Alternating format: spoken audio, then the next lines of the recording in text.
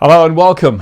Well, so it begins. The changes we're seeing are starting to flow through in the results, and Kevin Brogan from CoreLogic will join me in just a moment. We'll have a look at the week ahead as best we can. Back in just a moment.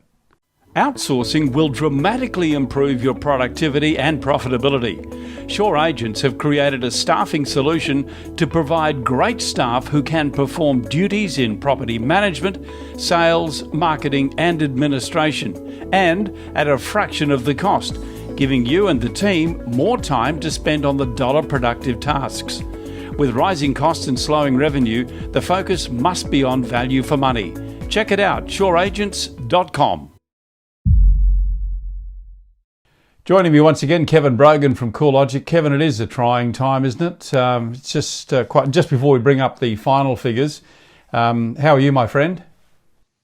Oh, look, I'm working from home, as you can probably see. Looks like most things are working pretty well, and just as things stand at the moment, I think everyone's trying to keep their businesses running, adapting to the new circumstances. Indeed. Well, let's firstly bring up the final clearance rates for last week.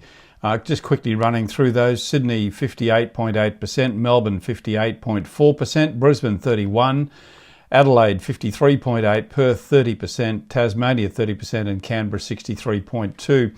Overall, Kevin, the weighted average at 56.9%. It's down, but we've got to say we expected that, didn't we? Oh, look, we certainly did. Obviously, last weekend was the first weekend where the consciousness of the extent of the coronavirus situation had really sort of hit, and it has made quite a big impact from the previous week. So this is the first time that combined capital cities average has dropped below 60% since June of last year. Okay, well, let's quickly move to the Sydney sub-regions. Just a couple that I think we'd want to highlight there. North Sydney and Hornsby at 66.7% off 139 auctions. And a good result out of Sutherland too at 70.2% off 63 auctions, Kevin. Yeah, so we got most of the results in from Sutherland, and that actually is a pretty strong result, and obviously very pleasing for anybody who tried to sell their property by auction last week. And the eastern suburbs was next, and we obviously see a fair bit of auction activity there. And 63.8 was the third strongest result of the sub-regions. Yeah, very well, very good. Let's go to Melbourne now, and northeast 61.3% off 156 auctions. That's holding up reasonably well. So too southeast and west. Yep, both of those sitting above 60% as well. The rest of the regions were mainly in the high to mid 50s, with the Mornington Peninsula we've commented on before, a little more volatile with fewer auctions at just a shade under 40%. Just before we go to the auctions in the week ahead, I did get a note from you, Kevin, about the fact that a number of auctions had been moved up earlier in the week following the restrictions on on-site auctions and open homes. We saw that they would be reflected in these results too, would they, Kevin?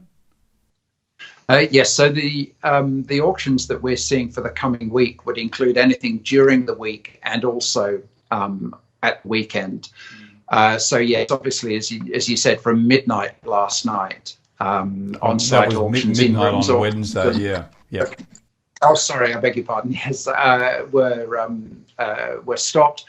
And so, we did see some auctions brought forward to beat that deadline, but they would be incorporated in our projected numbers because they would appear only to have been brought forward since from the weekend. Okay, well, let's have a look at our week ahead. And this, of course, was projected to be the biggest week for 2020, I think, Kevin, wasn't it?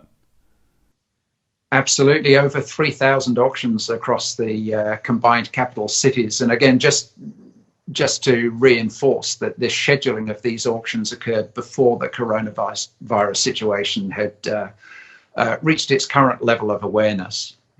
Okay, well, the numbers, Sydney 1,213, Melbourne 1,464, Brisbane 172, Adelaide 101, Perth 31, Canberra 82, and 2 out of Tasmania. We'll come back on Monday, Kevin, and just have a look at the preliminary results. A tough time ahead Kevin, but we will come through this. But thank you. We look forward to getting your accurate reporting as always, and I'll join you on Monday morning. Thanks for your time, Kevin. No problem, Kevin. Thanks very much.